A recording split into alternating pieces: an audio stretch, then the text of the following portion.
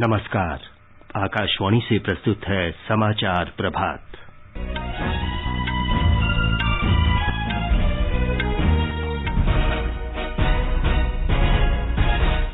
प्रधानमंत्री नरेंद्र मोदी आज हिमाचल प्रदेश की मंडी में लगभग 11,000 करोड़ रुपए की जल विद्युत परियोजनाओं का शुभारंभ करेंगे।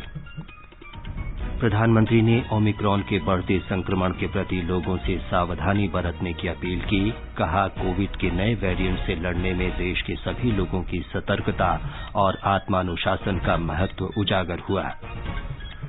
दिल्ली सरकार ने आज से रात्रि कर्फ्यू लगाने का निर्णय किया। कर्नाटक में भी कल से 10 दिन के लिए रात का कर्फ्यू लगाया जाएगा।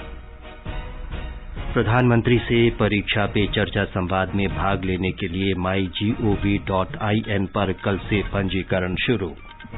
कृषि मंत्री नरेंद्र सिंह तोमर ने कहा, 3 निरस्त कृषि कानूनों को फिर से लाने की सरकार की कोई योजना नहीं। रक्षा मंत्री राजनाथ सिंह ने उत्तर प्रदेश के लखनऊ में ब्रह्मोस विनिर्माण केंद्र की आधारशिला रखी।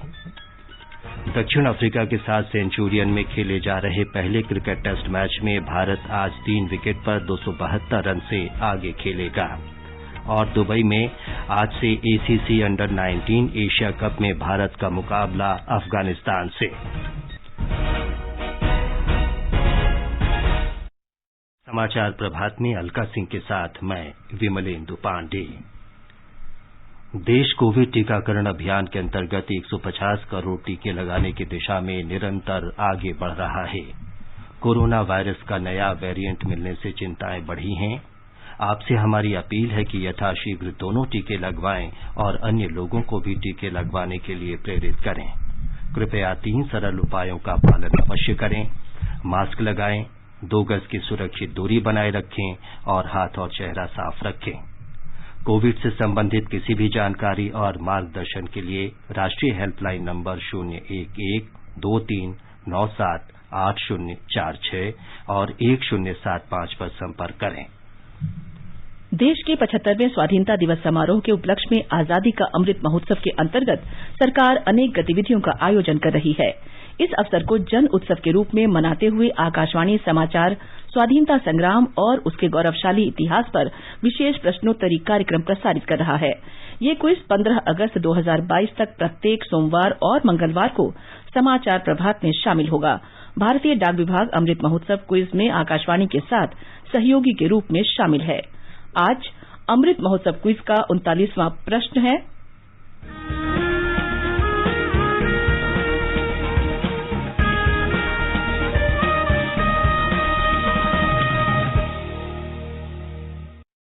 आज का प्रश्न है, किस स्वतंत्रता सेनानी को गोवा में राष्ट्रवाद के जनक के रूप में जाना जाता है, जिन्होंने पुर्तगाली शासन से गोवा को मुक्त कराने के लिए प्रथम स्वतंत्रता आंदोलन का नेतृत्व किया। प्रश्न एक बार फिर सुन लें, किस स्वतंत्रता सेनानी को गोवा में राष्ट्रवाद के जनक के रूप में जाना जाता है, जिन्होंने पुर्तगाल शासन से गोवा को मुक्त कराने के लिए प्रथम स्वतंत्रता आंदोलन का नेतृत्व किया। श्रोता अपने उत्तर व्हाट्सएप नंबर 8826546262 पर भेज सकते हैं या हमें इस पते पर ईमेल कर सकते हैं, अमृत महोत्सव quiz@prasarbharati.gov.in। ईमेल एक बार फिर सुन लें, अमृत महोत्सव quiz@prasarbharati.gov.in। एक भाग्यशाली प्रतिभागी को विजेता चुना जाएगा और कल के समाचार प्रभात में उनके नाम की घोषणा की जाएगी। विजेता को ई प्रमाण पत्र और पुरस्कार दिया जाएगा। अब समाचार विस्तार से। हिमाचल प्रदेश में भाजपा सरकार आज अपनी 4थी वर्षगांठ मना रही है। इस सिलसिले में मंडी के ऐतिहासिक पड्डल ग्राउंड में एक कार्यक्रम आयोजित किया जा रहा है। इसमें प्रधानमंत्री नरेंद्र मोदी जनसभा को संबोधित करेंगे। हम आपको मंडी के पड्डल ग्राउंड लिए चलते हैं, जहां हमारे संवाददाता संजीव सुंदरियाल मौजूद हैं। संजीव, प्रधानमंत्री का आज का क्या कार्यक्रम है और उनकी इस यात्रा के प्रति लोगों में कैसा उत्साह है? जी, प्रधानमंत्री का आज का मंडी दौरा काफी महत्वपूर्ण माना जा रहा है क्योंकि इस दौरान वे एक और जहां हिमाचल सरकार का 4 वर्ष का कार्यकाल पूरा होने के मौके पर एक बड़ी रैली को संबोधित करेंगे। वहीं इस दौरान वे 3 बड़ी परियोजनाओं की आधारशिला जबकि एक परियोजना को प्रदेश को समर्पित करने वाले हैं। इनमें करीब 6,700 करोड़ रुपए से बनने वाली रेणुका बांध परियोजना की आधारशिला भी शामिल है, जिसके माध्यम से दिल्ली को प्रतिवर्ष 500 बिलियन क्यूबिक पीने के पानी की आपूर्ति हो सकेगी। इसके अलावा प्रधानमंत्री शिमला जिले में पब्बर नदी पर 111 मेगावाट क्षमता की सावड़ा कुड्डू जला विद्युत परियोजना का लोकार्पण भी करेंगे और ब्यास नदी पर बनने वाली धौला स्थित बिजली परियोजना और लहुरी जल विद्युत परियोजना के पहले चरण की आधारशिला भी रखेंगे। अगर बात करें उत्साह की तो प्रधानमंत्री के दौरे को लेकर लोग काफी उत्साहित हैं और प्रदेश भर से लोग मंडी के ऐतिहासिक पड्डल मैदान पहुंच रहे हैं। प्रदेश में निवेशकों को आकर्षित करने के लिए राज्य सरकार आज दूसरे वैश्विक सम्मेलन का आयोजन कर रही है। निवेश के लिए क्या लक्ष्य निर्धारित किया गया है? जी, राज्य सरकार प्रदेश में निवेश को बढ़ाने के लिए लगातार प्रयास कर रही है और आज भी यहां मंडी में प्रधानमंत्री की अध्यक्षता में ग्लोबल इन्वेस्टर मीट के दूसरे ग्राउंड ब्रेकिंग सेरेमनी का आयोजन होगा, जिसमें लगभग 28,000 करोड़ रुपए के निवेश आकर्षित करने का लक्ष्य तय किया गया। आज ही के दिन इन 2 वर्ष पहले शिमला में सरकार ने पहला ग्राउंड ब्रेकिंग समारोह आयोजित किया था। संजीव, आप हमें बताएं कि हिमाचल में इस समय मौसम कैसा है और प्रधानमंत्री की सुरक्षा के लिए क्या प्रबंध किए गए हैं? जी, अगर हम बात करें मौसम की तो मौसम विभाग ने आज अनेक इलाकों में वर्षा व बर्फबारी की संभावना जताई है। फिर भी सर्द मौसम में प्रधानमंत्री को दौरे को लेकर मंडी की इन सर्द हवाओं में गर्माहट महसूस की जा रही है। प्रधानमंत्री की रैली को लेकर मंडी में लगभग 2,000 पुलिसकर्मी सुरक्षा ड्यूटी पर तैनात किए गए और रैली स्थल पर 5 किलोमीटर के दायरे में पुलिस ड्रोन से निगरानी की जा रही है। धन्यवाद संजीव। ये थे मंडी से हमारे संवाददाता संजीव सुंद्रियाल। प्रधानमंत्री नरेंद्र मोदी ने लोगों से अपील की है कि वे कोविड के नए रूप ओमिक्रॉन के खिलाफ लड़ाई में किसी भी तरह की कोताही न बरतें। आकाशवाणी से मन की बात कार्यक्रम में श्री मोदी ने कहा कि वैज्ञानिक ओमिक्रॉन का अध्ययन कर रहे हैं और प्रतिदिन नए आंकड़े सामने आ रहे हैं। नए वेरिएंट से संघर्ष में देश के लोगों की जागरूकता और आत्मानुशासन का महत्व उजागर हुआ है। प्रधानमंत्री ने कहा कि प्रत्येक व्यक्ति के प्रयासों के कारण ही देश इस महामारी पर काबू पाने में सफल रहा है। उन्होंने कहा कि विश्व के अन्य देशों की तुलना में भारत के टीकाकरण के आंकड़ों पर गर्व होता है।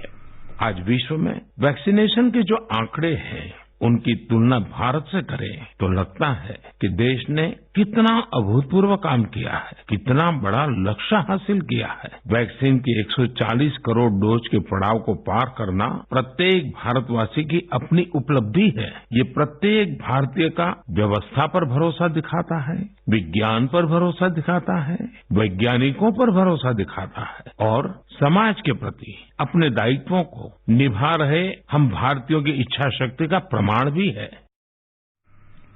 प्रधानमंत्री ने मन की बात कार्यक्रम में घोषणा की कि वे परीक्षा पे चर्चा का आयोजन करेंगे और इस कार्यक्रम के लिए पंजीकरण कल से शुरू होगा। स्वच्छ भारत के विषय में श्री मोदी ने कहा कि स्वच्छता का ये संकल्प अनुशासन, सजगता और समर्पण से ही पूरा होगा।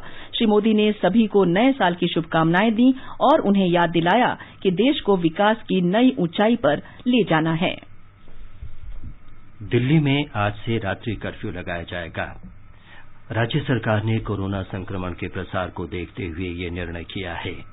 कर्फ्यू रात के 11 बजे से सुबह 5 बजे तक लागू रहेगा। राजधानी में कल 290 लोगों में संक्रमण की पुष्टि हुई। इस समय 1,103 लोगों का उपचार किया जा रहा है। कर्नाटक सरकार कोरोना संक्रमण और इसके ओमिक्रॉन वेरिएंट पर नियंत्रण के लिए कल से 10 दिन का रात्रि कर्फ्यू लागू करेगी। बेंगलुरु में कल मुख्यमंत्री बासवराज बोम्मई की अध्यक्षता में उच्च स्तरीय बैठक में निर्णय लिया गया। स्वास्थ्य मंत्री डॉक्टर सुधाकर ने बताया कि कर्फ्यू रात 10 बजे से सुबह 5 बजे तक प्रभावी रहेगा। सार्वजनिक स्थानों पर नववर्ष समारोह की अनुमति नहीं होगी। 30 दिसंबर से 2 जनवरी तक होटल, पब और रेस्तरां 50% क्षमता के साथ खुलेंगे। राष्ट्रव्यापी कोविड टीकाकरण अभियान के अंतर्गत अब तक देश में 1,41,37,00,000 से अधिक कोविड रोधी टीके लगाए जा चुके हैं। शनिवार को 32,90,000 से अधिक टीके लगाए गए और इसी दौरान 7,091 रोगी ठीक हुए। स्वस्थ होने की दर 98.4% है। आकाशवाणी के समाचार सेवा प्रभाग के फोन इन कार्यक्रम में राम मनोहर लोहिया अस्पताल के डॉक्टर ए.के. वार्ष्णेय ने दिल्ली में ओमिक्रॉन के बढ़ते मामलों पर चिंता व्यक्त करते हुए स्वास्थ्य कर्मियों और अग्रिम पंक्ति के कार्यकर्ताओं तथा 60 वर्ष से अधिक आयु के लोगों को जल्द ही बूस्टर डोज लगाने की सलाह दी।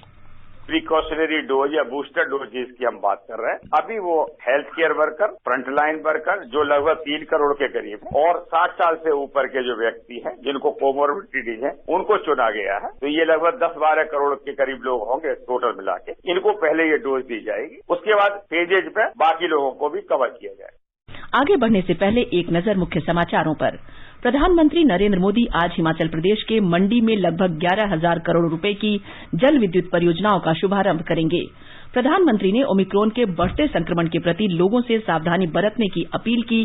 कहा, कोविड के नए वेरिएंट से लड़ने में देश के सभी लोगों की सतर्कता और आत्मानुशासन का महत्व उजागर हुआ है। दिल्ली सरकार ने आज से रात्रि कर्फ्यू लगाने का निर्णय लिया। कर्नाटक में भी कल से 10 दिन के लिए रात का कर्फ्यू लगाया जाएगा। प्रधानमंत्री से परीक्षा पे चर्चा संवाद में भाग लेने के लिए mygov.in पर लोग कल से पंजीकरण शुरू करें। कृषि मंत्री नरेंद्र सिंह तोमर ने कहा, 3 निरस्त कृषि कानूनों को फिर से लाने की सरकार की कोई योजना नहीं है। रक्षा मंत्री राजनाथ सिंह ने उत्तर प्रदेश के लखनऊ में ब्रह्मोस विनिर्माण केंद्र की आधारशिला रखी। दक्षिण अफ्रीका के साथ सेंचुरियन में खेले जा रहे पहले क्रिकेट टेस्ट में भारत आज 3 विकेट पर 272 रन से आगे खेलेगा और दुबई में आज से एसीसी अंडर 19 एशिया कप में भारत का मुकाबला अफगानिस्तान से।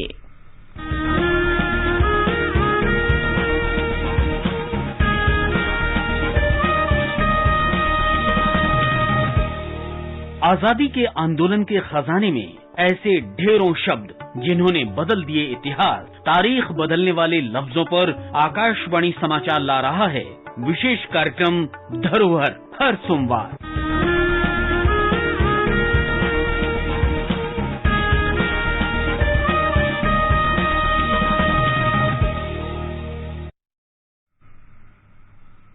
प्रधानमंत्री नरेंद्र मोदी से परीक्षा पे चर्चा संवाद अगले वर्ष की शुरुआत में होगी।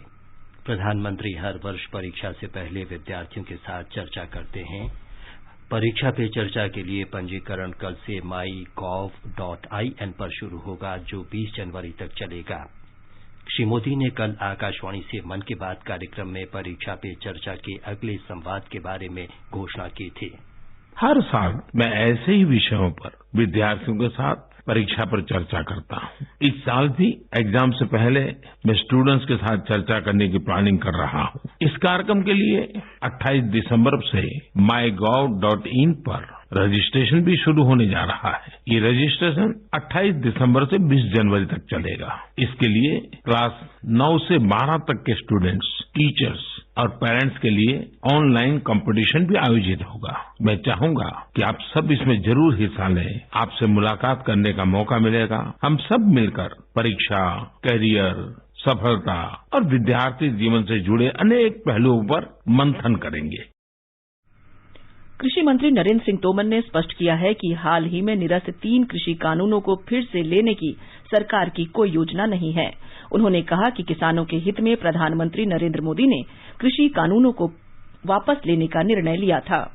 कृषि सुधार कानून भारत सरकार किसानों की भलाई के लिए लेकर आई थी। प्रधानमंत्री जी ने आजादी के अमृत महोत्सव को दृष्टिगत रखते हुए बड़प्पन का परिचय दिया और आंदोलन को समाप्त करने की दृष्टि से उन कानूनों को वापस लिया है। मेरा कहने का आशा ये बिल्कुल नहीं था जो दिखाया जा रहा है। मैंने ये कहा था कि कृषि सुधार कानून की दृष्टि से हम पीछे हटे हैं, लेकिन किसान की भलाई के लिए लगातार भारत सरकार आगे बढ़ती रहेगी। इसलिए इस मामले में किसी को कोई गलतफहमी नहीं होनी चाहिए। कृषि सुधार कानून दोबारा से लाने का सरकार का कोई विचार नहीं।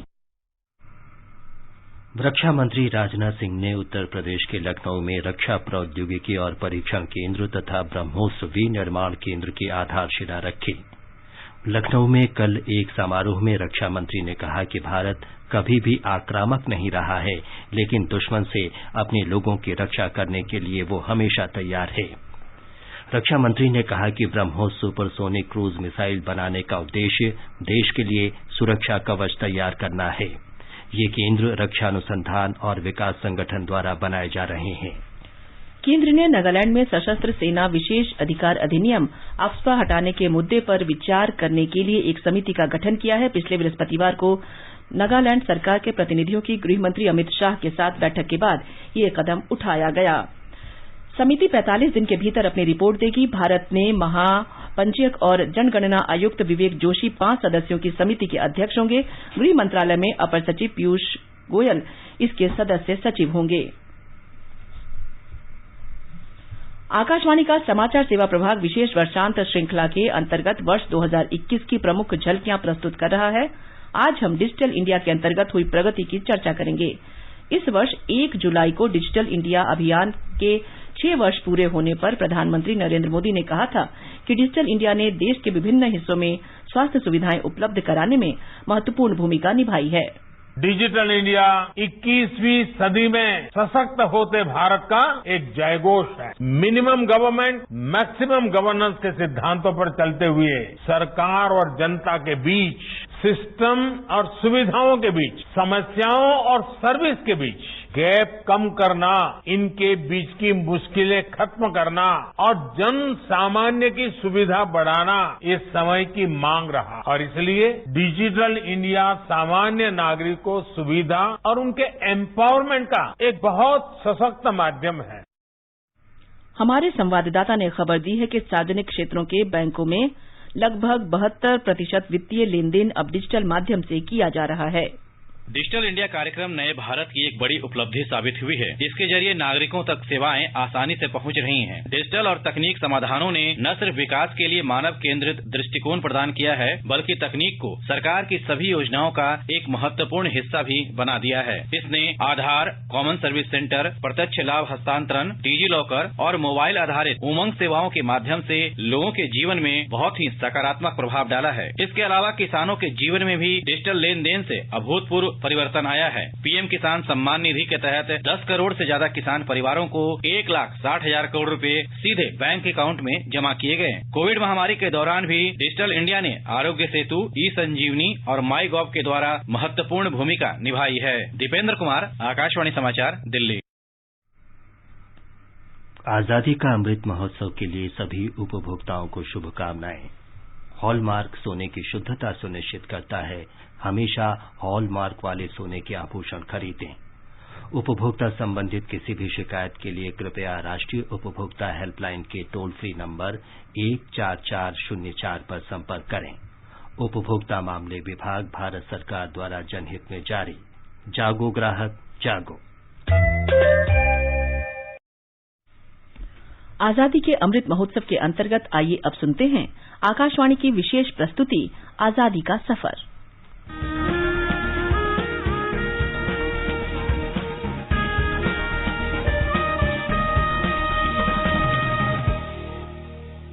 आजादी का सफर आकाशवाणी के संग भारत का गौरवशाली स्वतंत्रता संग्राम आधुनिक विश्व के महानतम संघर्षों में से एक है।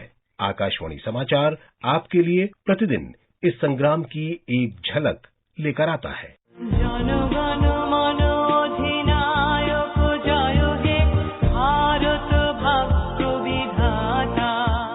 27 दिसंबर 1911 को कांग्रेस के कलकत्ता अधिवेशन में पहली बार राष्ट्रगान जन गण मन गाया गया था। ये गुरुदेव रविन्द्रनाथ टैगोर द्वारा लिखित बंगाली भजन भारतो भाग्य विधाता का शुरुआती अंश है। पंजाब, सिंधु, गुजरात, मराठा, द्राविड़, उत्कल, बंगो, विंध्य, हिमाचल, यमुना, गंगा, उच्छल जलधि तरंग। भारत की संविधान सभा ने 24 जनवरी 1950 को जन गण मन को देश के राष्ट्रगान के रूप में अपनाया था। राष्ट्रगान के प्रति सम्मान भारत में एक मौलिक कर्तव्य है। संविधान के अनुच्छेद 51A के अनुसार भारत के प्रत्येक नागरिक का ये कर्तव्य होगा कि वो संविधान का पालन करे और उसके आदर्शों तथा संस्थानों, राष्ट्रीय ध्वज और राष्ट्रगान का सम्मान करे। तब शुभ नामे जागे, तब शुभ आशीष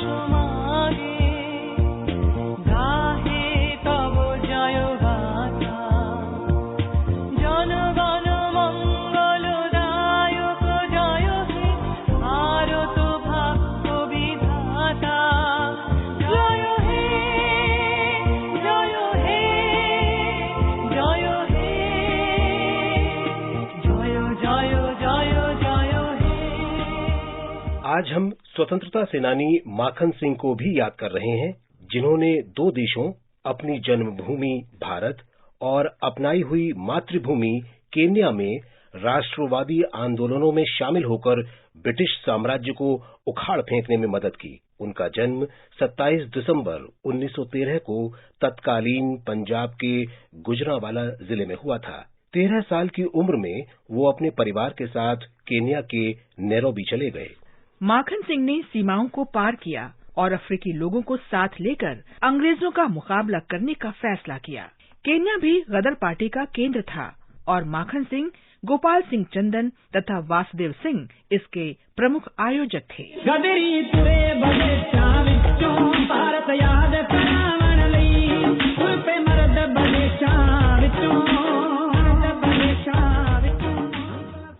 दिसंबर 1939 में माखन सिंह बॉम्बे और अहमदाबाद में मजदूर वर्ग की स्थितियों और श्रमिक संघवाद के कामकाज का अध्ययन करने के लिए भारत रवाना हो गए। भारत में उन्होंने बॉम्बे में सभाओं को संबोधित किया और एक अफ्रीकी प्रतिनिधि के रूप में भारतीय राष्ट्रीय कांग्रेस के रामगढ़ सत्र में भाग लिया। माखन सिंह को अंग्रेजों ने गिरफ्तार कर लिया और बिना किसी आरोप के अगले 2 वर्ष तक एक जेल से दूसरी जेल में भेजते रहे। रिहा होने के बाद माखन सिंह का आंदोलन 2.5 साल तक उनके पैतृक गांव गुजरांवाला तक सीमित रहा। आखिरकार जनवरी 1945 में उन्हें रिहा कर दिया गया। इसके बाद उन्होंने जंग आजादी अखबार के साथ काम करना शुरू किया। जब भारत ने 15 अगस्त 1947 को आजादी हासिल की, तब माखन सिंह केन्या चले गए।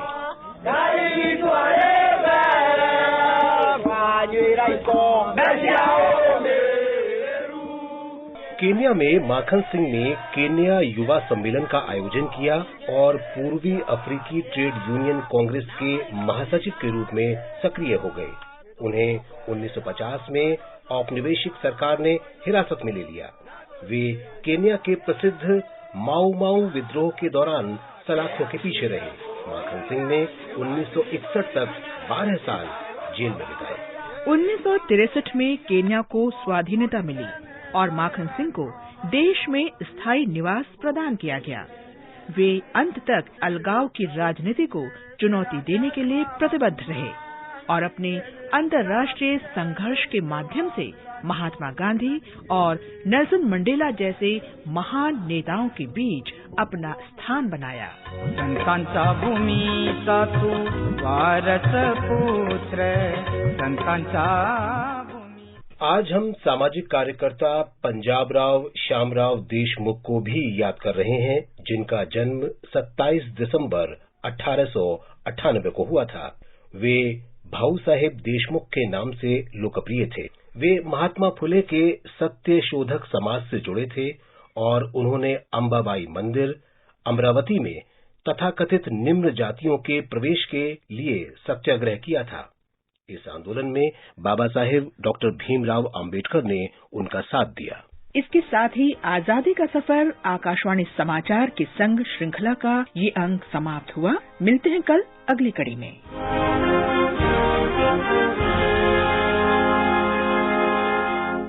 दक्षिण अफ्रीका के साथ सेंचुरियन में खेले जा रहे पहले क्रिकेट टेस्ट मैच में आज भारत 3 विकेट पर 272 रन से आगे अपनी पारी शुरू करेगा। एक दिवसीय मैचों की under 19 Asia cup cricket championship में आज दुबई में भारत का मुकाबला अफगानिस्तान से होगा। आज ही पाकिस्तान और मेजबान संयुक्त अरब अमारात की टीम आमने सामने होंगी। दोनों मैच भारतीय समयानुसार सवेरे 11 बजे से खेले जाएंगे। ये समाचार हमारी वेबसाइट newsonair.gov.in/hindi पर भी उपलब्ध हैं। अलका, आप बताएं कि आज का समाचार पत्रों में क्या विशेष है? जी विमलेंदु, देश में ओमिक्रॉन के बढ़ते मरीजों को अखबारों ने प्राथमिकता दी है। जनसत्ता की सुर्खी है, दिल्ली में 290 मामले, 1 मरीज की मौत। नव भारत टाइम्स कहता है, दिल्ली में आज नाइट कर्फ्यू। कोविड टीकाकरण पर राजस्थान पत्रिका लिखता है, दूसरी डोज के 9 से 12 महीने बाद लग सकती है एहतियाती खुराक। राष्ट्रीय तकनीकी सलाहकार समूह कर रहा है विचार। आकाशवाणी से प्रधानमंत्री नरेंद्र मोदी के मन की बात कार्यक्रम पर लोक सत्य का शीर्षक है, ओमिक्रॉन को सजगता सावधानी से हराए, प्रधानमंत्री ने किया जनता का आह्वान। बुलेटिन समाप्त होने से पहले अमृत महोत्सव क्विज का आज का प्रश्न एक बार फिर सुन लीजिए। किस स्वतंत्रता सेनानी को गोवा में राष्ट्रवाद के जनक के रूप में जाना जाता है, जिन्होंने पुर्तगाली शासन से गोवा को मुक्त कराने के लिए प्रथम स्वतंत्रता आंदोलन का नेतृत्व किया? आप अपने उत्तर व्हाट्सएप नंबर 8826546262 पर भेज सकते हैं। अंत में मुख्य समाचार एक बार फिर। प्रधानमंत्री नरेंद्र मोदी आज हिमाचल प्रदेश के मंडी में लगभग 11,000 करोड़ रुपए की जल विद्युत परियोजनाओं का शुभारंभ करेंगे। प्रधानमंत्री ने ओमिक्रॉन के बढ़ते संक्रमण के प्रति लोगों से सावधानी बरतने की अपील की। कहा, कोविड के नए वेरिएंट से लड़ने में देश के सभी लोगों की सतर्कता और आत्मानुशासन का महत्व उजागर हुआ। दिल्ली सरकार ने आज से रात्रि कर्फ्यू लगाने का निर्णय किया। कर्नाटक में भी कल से 10 दिन के लिए रात का कर्फ्यू लगाया जाएगा। प्रधानमंत्री से परीक्षा पे चर्चा संवाद में भाग लेने के लिए mygov.in पर कल से पंजीकरण शुरू। कृषि मंत्री नरेंद्र सिंह तोमर ने कहा, 3 निरस्त कृषि कानूनों को फिर से लाने की सरकार की कोई योजना नहीं है। रक्षा मंत्री राजनाथ सिंह ने उत्तर प्रदेश के लखनऊ में ब्रह्मोस विनिर्माण केंद्र की आधारशिला रखी। और दक्षिण अफ्रीका के साथ सेंचुरियन में खेले जा रहे पहले क्रिकेट टेस्ट मैच में भारत आज 3 विकेट पर 272 रन से आगे खेलेगा। इसके साथ ही समाचार प्रभात का ये अंक समाप्त हुआ। नमस्कार।